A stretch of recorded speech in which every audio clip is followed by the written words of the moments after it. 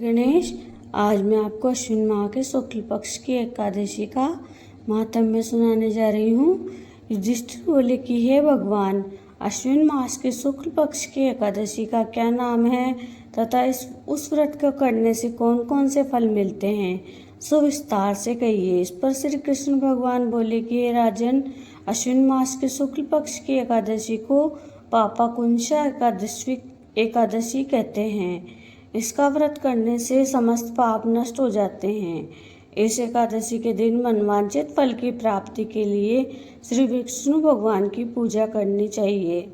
जो मनुष्य कठिन तपस्याओं के द्वारा फल प्राप्त करते हैं, वह फल इस एकादशी के दिन क्षीर सागर में शेषनाग पर शयन करने वाले विष्णु भगवान को नमस्कार कर देने से मिल जाता है। जो मनुष्य शंख और चक्रधारी विष्णु भगवान की शरण में जाता है, उसे यम यातना नहीं मिलती।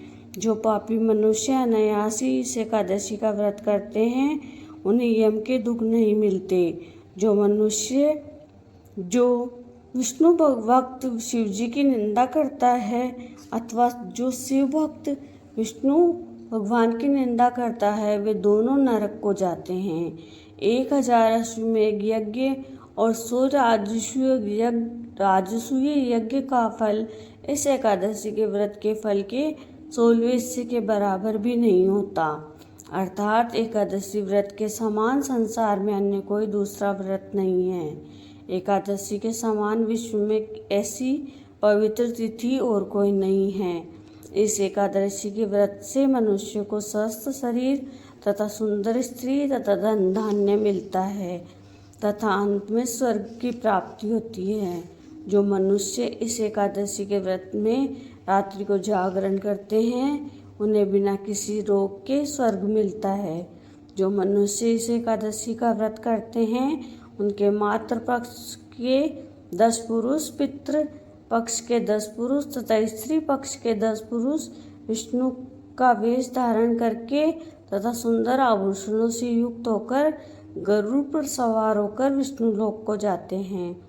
जो मनुष्य एकादशी के दिन भूमि, गो अन्न, जल, उपनाह, वस्त्र, छत्र आदि का दान करते हैं, उन्हें यमराज के दर्शन नहीं मिलते।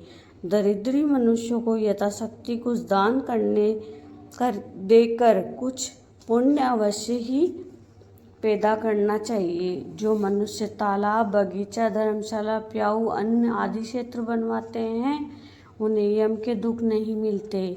वे मनुष्य इस लोक में स्वस्थ और दीर्घायु वाले होते हैं तथा धन धान्य से पूर्ण होकर सुख भोगते हैं, अंत में स्वर्गलोक को जाते हैं। हे राजन, इन सब का सारांश यह है कि जो मनुष्य धर्म का कार्य करते हैं, उन्हें सुख मिलता है। जो अधर्मी है, उन्हें दुर्गति भोगनी पड़ती है। जय श्री गणेश।